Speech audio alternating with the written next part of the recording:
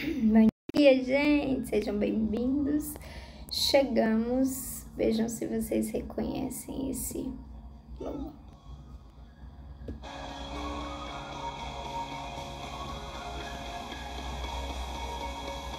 Quartou por aí?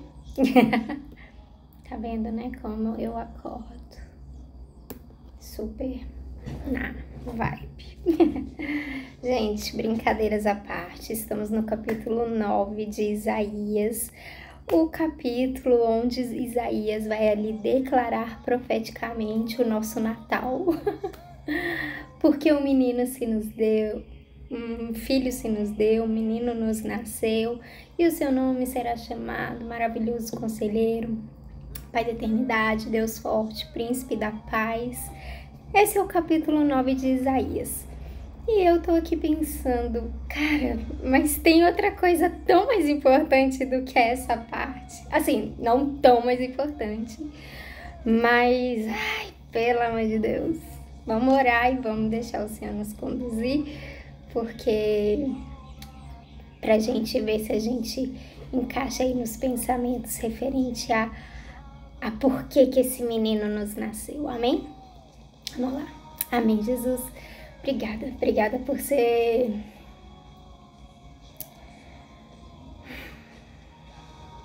tudo em nós e tudo para nós. Obrigada porque o Senhor veio ao mundo, obrigada porque hoje qualquer um pode ter esperança em Ti. Os fracos, os marginalizados, os pobres, os negros, as pessoas que vivem em trevas, que vivem no pecado, hoje podem olhar e ver que há uma saída em Ti.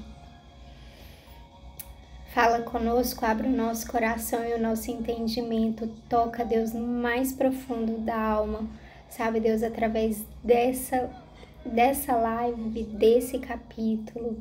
Sabe, Deus, quem talvez nunca teve acesso à sua Bíblia, nunca teve a oportunidade de abri-la, sabe, nunca teve nenhum conhecimento, então direciona até este lugar e em nome de Jesus fala com essas pessoas, que não eu, mas o Senhor cresça neste momento, neste ambiente, que nós possamos, sabe, Deus, reconhecê-lo e saber que no Senhor há a esperança, a propósito, a salvação. Em nome de Jesus. Amém? Bom dia, mãe. Amém. Deus nos abençoe. Bom, vamos lá, gente. Então vai dizer o seguinte, capítulo 9 de Isaías. Mas a aflição dos que estiverem sofrendo vai acabar.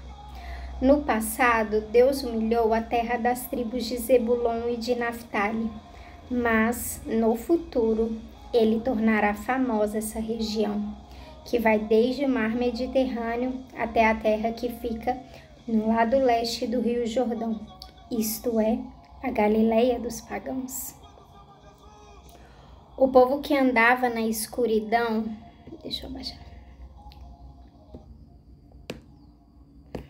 Achei demais. Ai, meu Deus. Calma. Deixa. O povo que andava na escuridão viu uma forte luz. A luz brilhou sobre os que viviam nas trevas. Tu, ó Deus, aumentaste esse povo e lhe deste muita felicidade. Eles se alegram pelo que tens feito, como se alegram os que fazem as colheitas ou com os que repartem as riquezas tomadas na guerra. Tu arrebentaste as suas correntes de escravos, quebraste o bastão com que eram castigados, acabaste com o inimigo que os dominava, assim como no passado acabaste com os midianitas. As botas barulhentas dos soldados e todas as suas roupas sujas de sangue serão completamente destruídas pelo fogo. Pois já nasceu uma criança, Deus nos mandou um menino, que será o nosso rei. Ele será chamado de Conselheiro Maravilhoso, Deus Poderoso, Pai Eterno, Príncipe da Paz. Ele será descendente do rei Davi. O seu poder como rei crescerá e haverá paz em todo o seu reino. As bases do seu governo serão a justiça e o direito, desde o começo e para sempre. No seu grande amor, o Senhor Todo-Poderoso fará com que tudo isso aconteça. Antes da gente continuar, vamos parar aqui e vamos entender um pouco do que Deus está querendo nos dizer. Vai começar dizendo que no passado Deus humilhou a terra das tribos de Zebulon e de Naftali. Zebulon e Naftali são ali descendentes de Jacó, né? E naquela, como é que se diz? Conquista de terras, né? Eles ficaram ali com territórios. E vai falar, mas no futuro ele tornará famosa essa região que vai desde o mar Mediterrâneo até a terra que fica no lado leste do Rio Jordão, isto é, a Galileia dos pagãos. E aí eu fui procurar um pouco ali sobre essa área, sobre esse território e principalmente sobre a Galileia, onde a gente ouve muito no Novo Testamento que fala: pode alguma coisa boa vir da Galileia? Galileu? Por que Jesus é Galileu? Por que chamam Jesus de Galileu? E aí eu fui encontrando algumas coisas. Então Galileia era ali um território, ficava ali no território de Naftali e era um território assim meio periférico, pouco influente para sua época, principalmente, né, ali na terra dos israelitas, principalmente porque ele era ocupado por muitos pagãos, por muitas pessoas das quais não criam, né, não faziam parte ali dos judeus, né?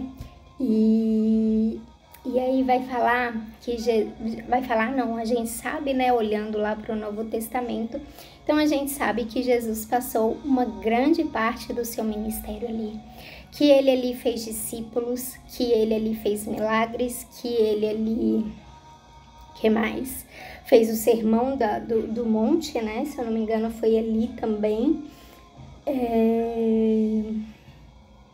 milagre, sermão da montanha, multiplicação dos pães e dos peixes, foi tudo feito ali. Mesmo sendo, aí fala, né, mesmo sendo menosprezada pelos líderes religiosos da época, Galileu tornou-se fundamental na história da redenção e na propagação do evangelho.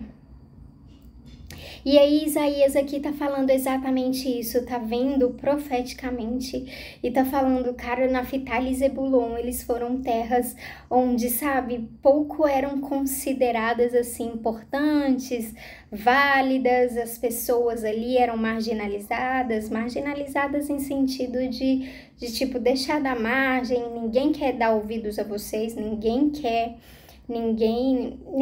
tá nem aí para vocês. E aí ele vai falar profeticamente o seguinte: o povo que andava na escuridão viu uma forte luz. A luz brilhou sobre os que viviam nas trevas. Tu, ó Deus, aumentaste esse povo e lhe deste muita felicidade. Eles se alegram pelo que tens feito, como se alegram os que fazem as colheitas ou como os que repartem as riquezas tomadas na guerra. Tu arrebentaste as suas correntes de escravos, quebraste o bastão com que eram castigados. Acabaste com o inimigo que os dominava, assim como no passado acabaste com os midianitas. E aí vai falar um pouco, né? Vai descrever mais algumas coisas e vai falar, pois já nasceu uma criança. Deus nos mandou um menino que será o nosso rei. E este será chamado de Conselheiro Maravilhoso, Deus Poderoso, Pai Eterno e Príncipe da Paz. Jesus vinha à Terra, vinha ao mundo, é maravilhoso. Ele é maravilhoso simplesmente por quem ele é e por ele vir. Mas quando a gente vê o propósito pelo qual Deus veio, pelo qual Jesus veio, pelo qual Deus o mandou, a gente fica constrangido, embasbacado e assim, tipo... Ele veio por estes. Ele veio por estes que estavam marginalizados, que já não tinham, né? Não tinha nenhuma voz, nenhum tipo de influência, nenhum tipo de... Tipo, eles eram pagãos, para eles não tinha salvação, né? Os judeus provavelmente comentavam muito sobre salvação, sobre o Deus deles e isso e aquilo. E Jesus aqui, Isaías aqui tá falando que Deus tá vindo para essas pessoas que achavam que para ela nem havia isso, né? E aí continua dizendo... no versículo 8 o seguinte: Deus anuncia que vai castigar o povo de Israel, os descendentes de Jacó. Todo o povo de Israel e todos os moradores de Samaria sabem o que ele vai fazer. Orgulhosos e vaidosos dizem: caíram as casas feitas de tijolos, mas nós as construiremos de novo com pedras. As vigas de madeira de figueira bravo foram cortadas, mas agora vamos usar vigas de cedro. Por isso o Senhor atiça os inimigos deles e manda que os ataquem. A Síria, a leste e a Filisteia, a oeste, abriram a sua boca para devorar o povo de Israel. Mesmo assim, a ira de Deus não passou. A sua mão continua levantada para castigar. O Senhor Todo-Poderoso castigou o seu povo, mas eles não se arrependeram e não voltaram para Deus. Portanto, num dia só, o Senhor vai cortar a cabeça e o rabo do reino de Israel, como se faz com um animal. Vai derrubar as palmeiras e os juncos. Os mais velhos e os mais respeitados são a cabeça. Os profetas que anunciam mentiras são o rabo. As autoridades guiaram o povo por caminhos errados e por isso o povo anda perdido. Portanto, o Senhor não terá pena dos jovens, nem terá compaixão dos órfãos e das viúvas, pois ninguém crê em Deus. Todos são maus e falam tolices. Mesmo assim, a ira de Deus não passou. A sua mão continua levantada para castigar. A maldade do povo queima como fogo, que destrói o mato e os espinheiros. É como um incêndio na floresta que faz subir nuvens de fumaça. O Senhor Todo-Poderoso está irado, e por isso a terra está sendo queimada e o povo está sendo destruído. Ninguém tem pena dos outros, comem até a carne dos seus próprios filhos. Cada um devora a comida que consegue arranjar, mas assim mesmo continua com fome. O povo da tribo de Manassés ataca o de Efraim, e o povo da tribo de Efraim ataca o de Manassés, e os dois juntos atacam o povo de Judá. Mesmo assim, a ira de Deus não passou, a sua mão continua levantada para castigar. Então, essa segunda parte vai dizer que aqueles que estão ali se achando, estão achando que, não, a gente aqui que tá bem, que é de Deus, né, Enfim, tirem aí suas conclusões, trazendo para a realidade de hoje. Vai falar que antes as casas deles eram feitas de coisas mais simples, eram feitas de tijolos e tal, mas elas caíram e, né, quando elas caem, eles falam, não, agora a gente vai fazer com pedra, que é mais firme. Mas que naquela época Deus tinha falado que não podia fazer com pedras, né, não podia mexer ali com as pedras. E aí vai falar que as vigas de madeira de figueira bravas foram cortadas, mas agora nós vamos usar vigas de cedro. Eles estavam confiando na força do seu braço. Sabe, enquanto tinha uma terra e um povo onde eles eram, preteridos ali pela sociedade, ninguém queria saber, ninguém queria ouvir, ninguém queria conhecer, sabe? E eles não achavam que não tinha salvação para eles. Deus estava enviando o seu único filho para salvar e para resgatar esses.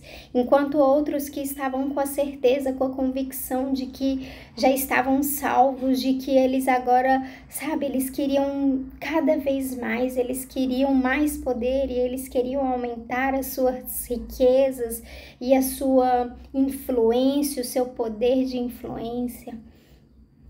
E o Senhor estava dizendo que Deus estava com a sua mão levantada e que por isso haveria guerra entre eles, haveria, os inimigos deles iriam se levantar, iriam conseguir vencê-los. E o que isso nos fala, Marina? A gente, então, quem é rico, quem é influente, não, né, Deus tá bravo? Não, não é sobre isso. É sobre quem você tá confiando, sabe? Será que, tipo, existe gente muito influente, muito poderosa, sabe? Mas no qual o seu coração está ainda sensível e humilde para as direções de Deus? E existe gente também do mesmo jeito que tá na pior situação e está com seu coração endurecido, falando, não, deixa que eu consigo, que eu vou lá e vou fazer do meu próprio jeito.